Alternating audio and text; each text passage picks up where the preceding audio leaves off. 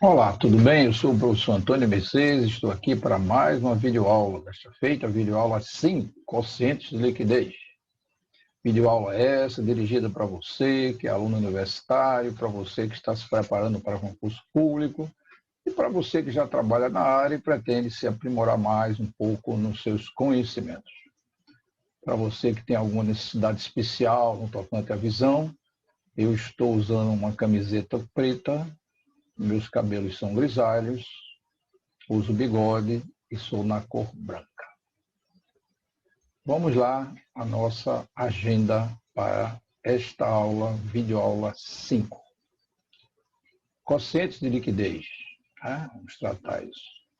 E nós vamos ver aqui quociente de liquidez, liquidez corrente, liquidez seca, liquidez imediata, liquidez geral e solvência, né? Esses são os assuntos que nós vamos tratar. Gostaria de lembrar que está a continuação da aula, da videoaula 4, que nós apresentamos uma visão geral sobre análise por quocientes. E agora nós vamos tratar cada quociente que nós apresentamos lá num dos últimos slides da videoaula 4, né? Essa é a videoaula 5. Então, vamos lá. Se você está gostando da aula, deixe seu like, inscreva-se no meu canal, divulgue nas suas redes sociais, que é muito importante isso, para você ter uma abrangência maior de pessoas beneficiadas com essas aulas. E, evidentemente, qualquer dúvida, mande para ama6@gmail.com, teremos imenso prazer em atender. Tá? Vamos à nossa aula. Quocientes de liquidez, né? Que você observar na videoaula 4, é o primeiro conjunto de quocientes que nós apresentamos. Quociente de liquidez, né? Então, na verdade, ele mede a capacidade da empresa pagar suas dívidas no curto e no longo prazos, com base nos recursos aplicados no ativo. Isso é o conceito de quociente de liquidez, né? Você tem um ativo na empresa e o passivo, então ele mede isso, pagar as dívidas de curto e longo prazos, com base nos recursos aplicados no ativo. Quem são os principais usuários desse quociente de liquidez? Né? São os credores de empresa, que estão preocupados com o risco de crédito concedido, com a concessão de novos créditos e assim por diante, para ver a situação da empresa com relação à sua liquidez. Na verdade, o valor, ou seja, o resultado obtido em cada quociente de liquidez é assim: quanto maior, melhor será a sua capacidade de pagamento. Quanto maior o valor obtido em cada quociente, isso implica que a empresa tem melhor capacidade de pagamento. Observe, para a gente adotar um padrão e ficar fácil o entendimento de cada quociente, no final a gente poder fazer uma análise sobre o conjunto de quocientes de liquidez, é importante que a gente parta de um balanço. Balanço esse que vai servir de base para todos os cálculos dos quocientes de liquidez que nós vamos apresentar nesta videoaula. Então, nós temos aí o ativo circulante, né, 30 mil, disponibilidade 18, estoque 8, contas a receber 4, ANC não circulante 100 mil, RLP 70 mil e outros 30 mil, totalizando aí o lado do ativo com ativo total com 130 mil. O lado do passivo, passivo circulante com 20 mil, não circulante com 65 mil e o PL com 45 mil. Né? Somando aí o capital do terceiro e PL dá 130 mil fechadinho esse balanço. Então, todos os cálculos que nós vamos fazer, todos os quocientes de liquidez, será com base nesses dados. Você observa que as demais aulas sobre os demais quocientes também a gente vai partir com esses mesmos valores, de tal maneira que a gente tem um referencial único para se calcular todos os quocientes que nós vamos apresentar. Então, vamos lá ao nosso primeiro quociente de liquidez que a gente trata é o liquidez corrente, né? Como é a liquidez corrente, né? Ou considerado também como liquidez comum, né? Que mede a capacidade de pagamento no curto prazo. Basta você trabalhar, dividir o ativo circulante pelo passivo circulante, você vai achar o quociente de liquidez corrente, né? Ele varia muito em função do ciclo operacional da empresa. Como é o ciclo operacional da empresa, você tem uma variação entre o ativo circulante e o passivo circulante. A interpretação é quanto maior, melhor. Né? Então, quanto maior o valor, melhor. A regra geral é o seguinte: os LCs, ou seja, a liquidez corrente da indústria é maior do que o comércio e é maior do que as prestadoras de serviço, né? A gente vai ver nos exemplos que é fácil de identificar os porquês dessa conclusão que nós mostramos aqui como regra geral. Liquidez corrente da indústria é maior do que o comércio, maior do que a da prestadora de serviço. Liquidez corrente, né? Conclusão, quanto maior for o ciclo operacional de sua empresa, maior será a necessidade de um elevado índice de liquidez para fazer face a você, evidentemente, ter condições de pagar aquilo que você deve no curto prazo, né? Então, capital circulante líquido, né? Nós vimos já na aula de análise vertical e horizontal, é o ativo circulante menos o passivo circulante. Se eu pegar aqui o ativo circulante, vai ficar o ativo circulante é igual a PC, né, mais CCL. Né? Passei o PC para cá, então o ativo circulante é igual ao passivo circulante mais o capital circulante líquido. Então, o que é a liquidez corrente? É o ativo circulante dividido pelo passivo circulante.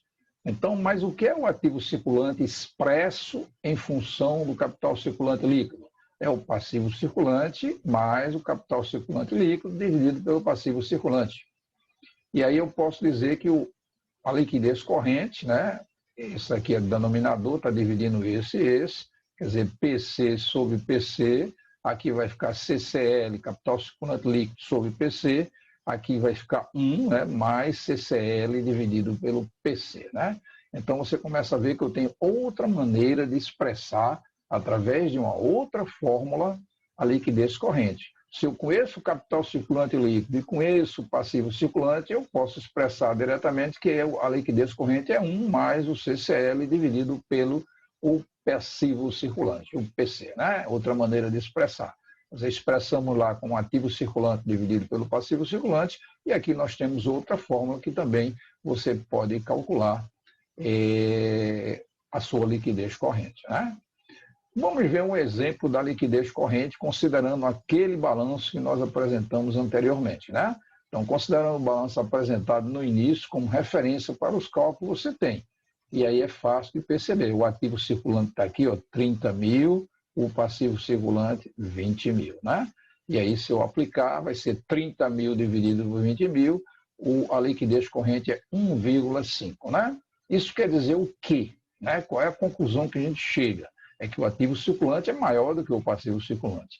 Na verdade, você observa aí uma folga de 50%, ou seja, para cada R$1 que eu tenho no passivo circulante, ou seja, dívida de curto prazo, eu tenho 1,5 de recursos aplicados no ativo circulante, ou seja, para saldar esta dívida, né? Esta é a interpretação que você dá para esse valor 1,5, tomando com base esses dados desse balanço que nós estamos tomando como referência, né? A liquidez seca.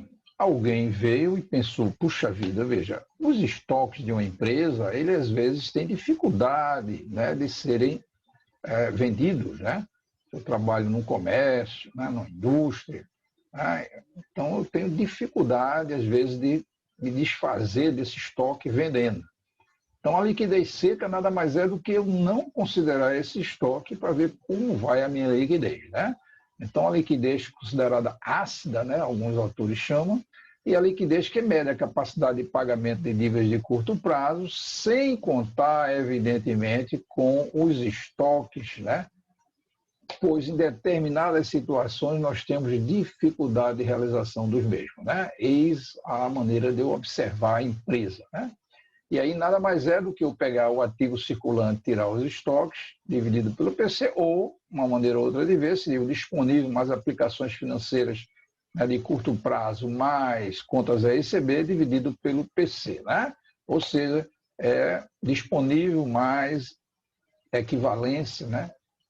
Equivalente de caixa, mais o contas a receber, dividido pelo passivo circulante, né? Essa é uma maneira de eu ver essa liquidez seca, né? Uma liquidez ácida, né? E aí a interpretação também é assim, né? Quanto maior, melhor. Você observa, quando eu vou olhar a liquidez seca, eu estou muito preocupado em saber qual a influência do meu estoque na minha liquidez, né? Então, qual é a influência, se eu tenho muito estoque ou não, e assim por diante. E é fácil de perceber que, dependendo do ramo de atividade, por exemplo, indústria, comércio, assim por diante, você vai ter liquidez seca com valores totalmente diferentes da liquidez corrente, né?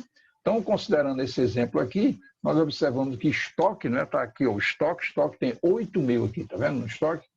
Então, na verdade, você tem o ativo circulante 30 mil, estoque 8 mil e o passivo circulante está aqui, 20 mil. Tá? Então, ao aplicar a fórmula, você tem 30 mil menos 8 mil, são 22 mil, dividido por 20 mil, 1,5. Observe que lá na liquidez corrente, nós tivemos 1,5 como resultado. E agora nós temos 1,10 como resultado. Né? Então, a conclusão que a gente chega é que o ativo circulante menos os estoques é maior ainda do que o passivo circulante. Ou seja, há uma folga de 10%. Para cada R$1 de PC, ou seja, dívida de curto prazo, eu tenho ainda 1,10 de recursos aplicados no ativo circulante menos estoque. Né? Essa empresa está indo bem, quer dizer, o estoque não tem grandes influências, né? Eu trabalho com estoque, a rotatividade desse estoque faz com que a cada momento eu não tenha tanta influência do estoque que eu estou vendendo continuamente na diferença entre o que é liquidez corrente e o que é liquidez seca. Né? Essa que é a interpretação que é dada. Lá no final a gente vai ver o conjunto desses quocientes de liquidez e fazer uma análise geral sobre eles. Né? Existe um quadrozinho que mostra liquidez corrente e liquidez seca. E aqui as considerações de nível, se ela é alta é baixa, se é alta e baixa. Né? O primeiro quadrante aqui, nós vamos ver o seguinte: se eu tenho a situação da liquidez corrente alta e a liquidez seca também alta, né, a empresa está em boa situação financeira. Quer dizer, o estoque não tem tanta predominância e eles são praticamente próximos um do outro. Né? Então, todos os dois são altos. Então, a situação financeira é muito boa. Nesse segundo quadrante aqui, nós temos a liquidez corrente baixa e a liquidez seca alta. Né? Isso também quer dizer que o estoque não tem grande influência. Embora eu tenha a liquidez corrente, né, essa situação financeira, em princípio, eu posso pensar que ela é insatisfatória, mas ela é atenuada pela liquidez seca, ou seja, eu não tenho muito dinheiro ainda investido em cada momento, né, no meu estoque. Né? Em certos casos, pode ser até considerado razoável, né, essa liquidez corrente, não baixa, né, razoável. Né? Já esse outro quadrante, nós vamos ter a liquidez corrente alta e liquidez seca baixa. Né? Diz que, em princípio, eu tenho uma situação financeira satisfatória. Né? A liquidez seca é baixa, né? Mas a baixa liquidez seca não indica necessariamente comprometimento da situação financeira. Em certos casos, eu posso ter problemas sérios, que seria o excesso de estoques encalhados. Quer dizer, eu fiz muito estoque, eu consegui gerar muito estoque na minha empresa, ou comprando para vender ou produzindo, e eu não estou conseguindo, evidentemente, vender esses produtos, eles estão encalhados. Né? Por isso que a liquidez seca é baixa. Ela é baixa porque na hora que eu tirei do ativo o correspondente de estoque, né, eu baixei significativamente o numerador da fórmula, que é ativo circulante menos estoque dividido por passivo circulante. Né? E a liquidez corrente baixa e a liquidez seca baixa, aí não, eu tenho uma situação insatisfatória, né? A minha situação financeira é insatisfatória. Isso quer dizer que terei dificuldades, com certeza, de saldar meus compromissos no curto prazo, a não ser que eu tome algumas ações, né, ou decisões que façam com que melhore a situação da liquidez corrente e liquidez seca. Né? Outro quociente importantíssimo é a imediata. A imediata é no sentido de eu estar preocupado com aquilo que é caixa ou equivalente de caixa. Né? A minha disponibilidade, de um modo geral. Né?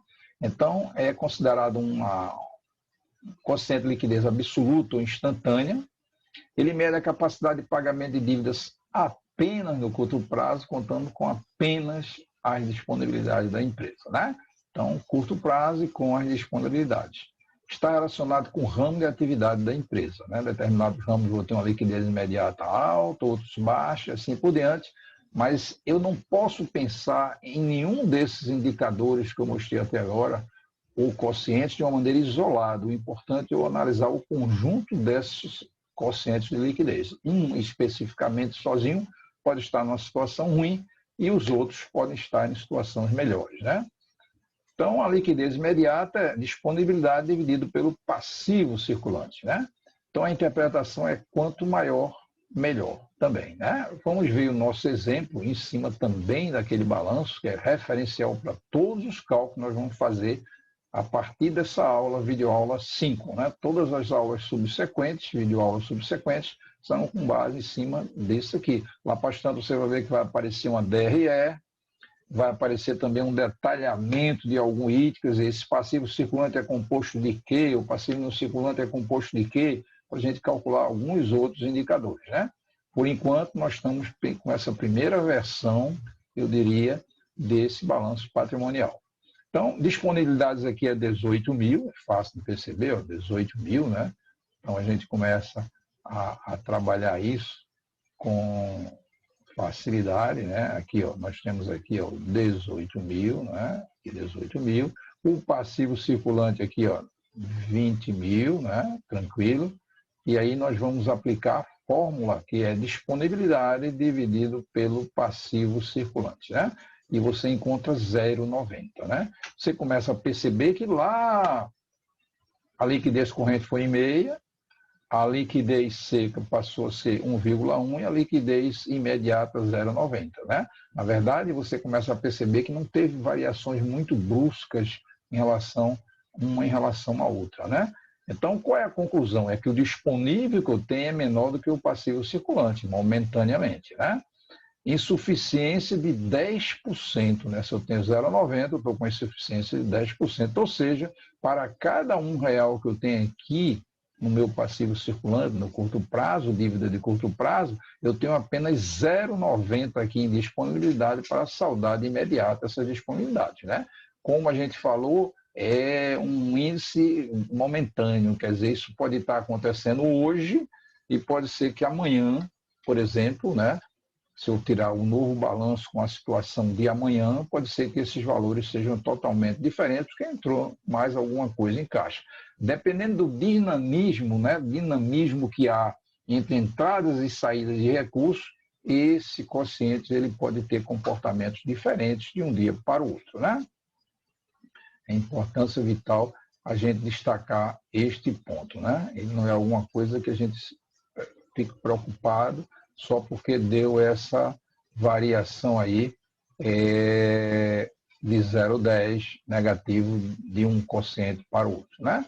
Então, na verdade, você tem aqui uma insuficiência de 10% que pode ser momentânea, né? Liquidez geral, né? Mais outro quociente, né, de liquidez. Liquidez geral, ele mede a capacidade de pagamento de dívidas no curto e longo prazo, contando com os recursos aplicados no ativo circulante e no realizável a longo prazo, né?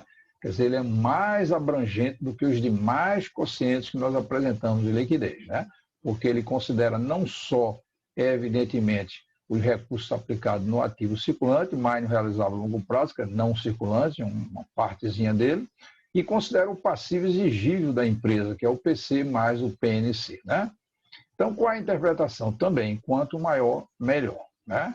Então, vamos ver aqui algum joguinho de fórmulas, né, para você ver como seria interessante. Capital de terceiro é justamente isso aqui, ó, PC mais PNC, né? Então, se eu pegar isso aqui e levar em consideração esse capital de terceiro, ele vai ser traduzido como que, né?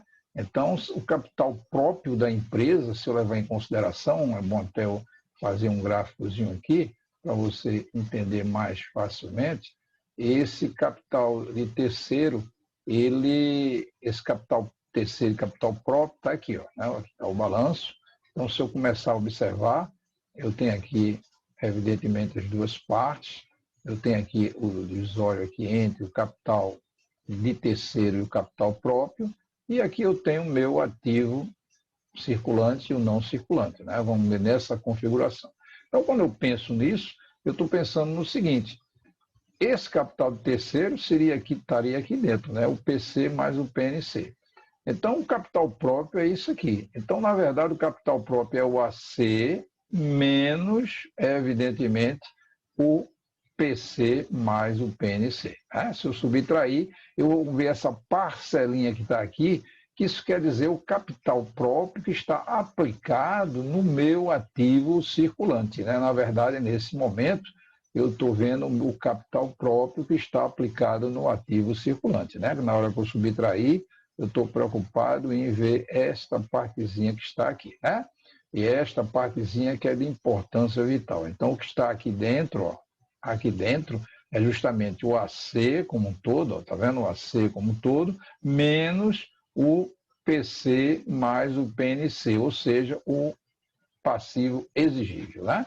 E aí eu tenho um conceito novo, que é esse pedacinho aqui, é capital circulante próprio. Veja que no exemplo que nós mostramos lá na liquidez corrente, nós calculamos o capital circulante líquido. Né? Agora eu tenho o capital circulante próprio. Né? Então, meu ativo circulante menos o PC menos o PNC, se eu pegar aqui o AC, né, colocar aqui e passar isso para o primeiro membro, vai ser PC mais PNC mais o capital circulante próprio. Então, meu ativo circulante vai ser o PNC, né, mais o PC, mais esse pedacinho aqui, que é o capital circulante próprio. Né? E aí é fácil de perceber que meu índice, no caso aí, meu quociente de liquidez geral, seria o AC mais o RLP dividido pelo capital de terceiro. Mas o que é que vem a ser o AC? O AC é o PC mais o PNC mais o CCP. Eu simplesmente substituo aqui, mais o RLP dividido pelo capital de terceiro. Né? Então, fazendo isso aqui, eu vou saber que meu LG, ou seja, minha liquidez geral, vai ser PC, né? Se eu levar em consideração aqui, ó, PNC mais PC, isso é capital de terceiro. Vai ser capital de terceiro mais CCP mais RLP. Então, isso quer dizer capital de terceiro mais capital circulante próprio mais realizável a longo prazo dividido pelo CT, né? Capital de terceiro. Se eu fizer essa divisão, CT sobre CT dá 1, CCP, capital circulante próprio, dividido pelo capital de terceiro, e mais RLP, mais dividido pelo CT. Né? Se eu fizer uma condição assim específica e considerar que meu RLP, ou seja, meu realizável a longo prazo é 0, eu cheguei à conclusão que meu LG pode ser expresso também por 1 mais capital circulante próprio dividido por capital de terceiro. Né?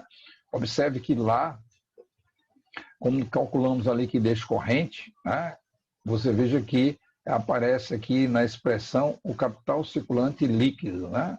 Capital circulante líquido dividido pelo capital de terceiro, né? Lá no caso especificamente o PC, lá aparece capital circulante líquido dividido pelo PC. Aqui na liquidez geral também eu posso ter essa nova fórmula, que é eu trabalhar isso de tal maneira que é levado em consideração meu capital circulante próprio dividido pelo capital de terceiro. Né? Outra maneira, outra fórmula de você trabalhar, evidentemente, esses valores aí que você tem no caso da liquidez geral. Né?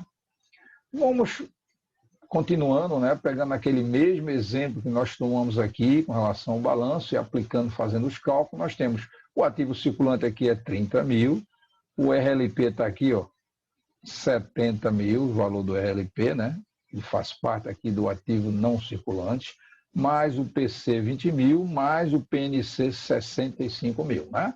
Aplicando aí esses valores na fórmula, você vai chegar à conclusão que aqui é 30 mil mais 70 mil, dividido por 20 mais 65, e você vai ter um quociente voltado para a liquidez geral de 1,18. Né?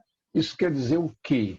Que no meu ativo circulante mais ANC, especificamente, né, o realizável a longo prazo, é maior do que o capital de terceiro. Ou seja, há uma folga de 18%. Ou seja, para cada R$1 que eu tenho de capital de terceiros, aí eu estou envolvendo o passivo circulante mais o não circulante, ou seja, estou considerando o passivo exigível, há 1,18 de recursos próprios no ARLP mais AC. Né? Entenda que aqui no caso específico, o ANC é simplesmente somente o realizável a longo prazo. Né? Essa é a conclusão que a gente chega. Né? E aqui a solvência, mais outro quociente importante. Né? Primeiro, mede a capacidade de pagamento de dívida no curto prazo e no longo prazo, utilizando os recursos aplicados no patrimônio. Você veja que a solvência ela é um indicador e ela é um quociente muito mais abrangente do que todos os demais anteriormente aplicados no tocante à liquidez, né? Então, a solvência seria o AC mais o ANC, quer dizer, o ativo total, dividido pelo passivo circulante mais o passivo não circulante. É como se eu estou dividindo o ativo total pelo passivo exigível. Isso é que é a solvência da empresa, né? E aí é que a gente diz que a empresa é insolvente, não é insolvente, ela tem tendência evidentemente, a falência e outras coisas mais, desde que analisados, evidentemente, com outros índices, né, em conjunto, né? Então, a interpretação também é assim, quanto maior, melhor, né? Então, considerando o mesmo exemplo, nós temos o AC aqui de 30, o ANC de 100 mil, está aqui, ó, o PC de 20 e o PNC de 65 mil. Aplicando a fórmula, seria 30 mais 105, né? 30 mais 100 mil, dividido por 20 mil mais 65, 1,53, né? Dá 1,52 alguma coisa, nós estamos estabelecendo duas casas decimais, então ficou 1,53. Isso quer dizer o quê? Que meu ativo total é superior a meu capital de terceiro, ou seja, meu passivo exigível, né? Na verdade, há uma folga de 53% para cada R$ 1 que eu tenho de capital de terceiro, que eu tenho que saldar, eu tenho 1,53 de recursos aplicados no meu ativo total, né? Meu ativo total cobre esses valores, né? Então você começa a perceber que também a nível de insolvência também ela está bem esta empresa, né? Então a solvência em si, a gente tira algumas conclusões. Qual é? Primeiro, se a solvência ela é maior que 1, ou seja, quanto mais elevado, melhor a situação da empresa. A situação da empresa está boa. Se a solvência igual a 1, a gente diz que a empresa está operando em estado de pré-insolvência. E se a solvência é menor que 1, a gente diz que a empresa está em estado de insolvência, ou seja, ela está com passivo a descoberto, né? Situação crítica, né? A empresa está quando está com uma solvência menor que 1, né? São as três situações, maior que 1, é o desejado, 1 seria o limite, né? Seria o divisor de águas, e menos 1 seria operando no estado de insolvência, né? Então, resultados. Quer dizer, nós aplicamos aí o índice de a liquidez corrente, a liquidez seca, a liquidez imediata, a liquidez geral e solvência, né? E agora vamos resumir esses valores apresentados num quadro, né? Corrente, seca, imediato, geral e solvência, cada valor, 1,50, 1,10, 0,90, 0,18 e 1,53. Aqui nós, para a gente se lembrar do que foi aplicado, nós colocamos aqui as fórmulas, né? E começamos a perceber coisas interessantes. Veja, a empresa, a gente começa a perceber, com este balanço, que a gente está tomando como um caso teste, né? O estoque dela não tem tanta predominância no momento que a gente calculou, porque uma variação muito pequena, né, entre a liquidez seca e a liquidez corrente. A liquidez imediata também está muito boa, está muito próxima de 1, quer dizer, a paridade de você ter para cada R$ 1 no passivo circulante, você ter também disponibilidade imediata, R$ 1. Lembre-se que o índice de liquidez imediata ele é voltado para um momento, né? Ele é aquele momento. O dinamismo que há na disponibilidade da empresa pode ser que esse valor varie, né? Então, o 0,90 é como se fosse assim, eu tivesse um flash, né? Naquele momento que foi calculado. A liquidez geral também está boa, está acima de 1, né? E a insolvência também, quer dizer, esse balanço reporta uma situação de uma empresa que ela está numa situação muito boa, né? Analisando sob a ótica dos quocientes de liquidez, essa empresa está bem. Né? Sob a ótica da liquidez, ela está bem. Quer dizer, o estoque não tem tanta predominância. A gente começa a observar que se você fizer um cálculo disso, tomando como referência o balanço, por exemplo, de um supermercado, né? Uma loja âncora dessa, de supermercado, que tem um estoque imenso, né? Quer dizer, o estoque representa muito do ativo, você vai ver que na hora que você tirar o valor de estoque para calcular a liquidez seca e comparado com a liquidez corrente, você vai ter uma queda abrupta, né? Com relação à liquidez seca, né? A liquidez seca passa a ser muito baixa em relação à liquidez corrente. porque o estoque é significativo naquele momento, né? É tanto que a grande preocupação que nós temos em determinadas empresas é se preocupar com o estoque, porque o estoque, se ele for moroso, né, ele tiver morosidade de realização, ele tem impacto na liquidez seca, né? Estoque implica em custo, né? Quanto mais estoque, mais custo eu tenho, custo do manuseio, a parte de seguro, né? A acomodação desse estoque e armazenamento no caso do estoque e outras coisas demais. Então tem sempre custo envolvido, né? Então o estoque é um item importantíssimo em determinadas empresas, que seja numa indústria também, né? De fabricação, o estoque também às vezes é muito representativo. Então, é importância vital a gente lembrar que o conjunto de índices, no caso aí que nós estamos tratando hoje de liquidez, é que é importante ser analisado. E aqui vamos comentar um pouquinho sobre o ativo circulante e seus riscos, né? Observe, disponível. Qual é o risco que ele tem? É um desfalque, um desvio, mas depende exclusivamente da empresa, né? A empresa pode ter controles, né, os mais diversos, que faça com que não aconteça nem desfalque, nem desvio, nem fraude, nada no meu disponível, que seja dinheiro em caixa, em banco, em aplicações e assim por diante. Basta você ter um sistema de controle interno que, evidentemente, facilite você controlar de uma maneira eficiente e eficaz o seu disponível. Quando a gente vai tratar de duplicados a receber, aí não. Você veja que eu dependo de terceiro, né? Duplicados a receber, meu contas a receber, eu posso ter inadimplência. Inadimplência está além dos meus controles, né? Depende do momento, né? Por exemplo, nesse momento que nós estamos vivendo de pandemia, a questão de inadimplência aumenta significativamente, né? Às vezes temporária, mas é. Então depende de terceiro, depende de alguém saldar os seus compromissos. O importante é que eu tenha adimplência do meu contas a receber, que meu contas a receber é evidentemente vencido, ele seja tendendo a zero. Isso é que é uma situação boa. A vencer não, mas o vencido seja tendendo a zero. Isso é que é o conceito de você ter uma adimplência, né, boa, né? Então, duplicados a receber depende de terceiro.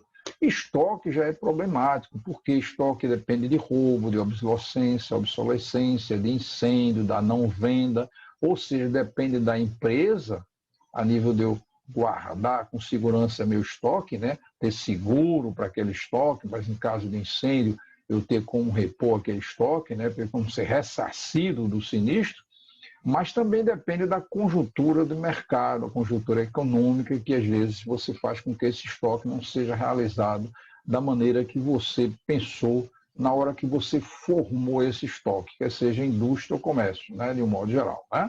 Então, quando eu penso em prestadora de serviços, os estoques geralmente são menores, mas quando eu penso em indústria e comércio, são estoques grandes. O supermercado tem um estoque muito grande, uma indústria de máquinas pesadas tem um estoque também muito grande. Então, roubo, obsolescência, quer dizer, eu tenho que estar me preocupando com alguns itens importantes para que esse estoque ele não me traga prejuízos maiores, né? A nível dos cálculos do meu coeficiente de liquidez, especificamente no coeficiente de liquidez seca, né? E o passivo circulante é a lei que diz certo, eu devo e tenho que pagar, né? Eu tenho que pensar assim, né? Então, o passivo circulante, eu formei esse passivo, eu posso ter mais critério na formação do meu passivo circulante, no curto prazo, como também no meu passivo, evidentemente, não circulante, de longo prazo. Eu tenho mais critério de se utilizar melhor a formação desse passivo. Tanto que nós temos uma aula que tem estrutura de ativo e de passivo. Lá nós falamos sobre isso, né? Sobre estrutura de ativo e estrutura de passivo, e lá nós detalhamos muito como eu estruturar melhor o meu ativo e, principalmente, meu passivo de um modo geral, né? Aí estão os principais riscos envolvidos, ativo e seus riscos, e passivo, que é líquido e certo, né? Resumindo, nós vimos isso aí, ó.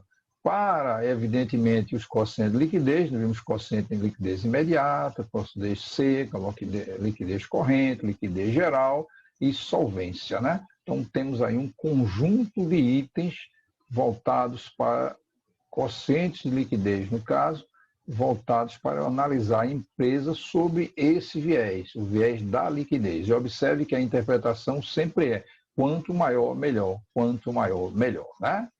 Então, queria agradecer a vocês. Se você está gostando da aula, gostou da aula, deixe seu like, inscreva-se no meu canal, divulgue nas suas redes sociais e qualquer dúvida, mande um e-mail para amamc@gmail.com. Teremos imenso prazer em atendê-lo, quer seja desta aula, dúvidas ou de outras videoaulas anteriores.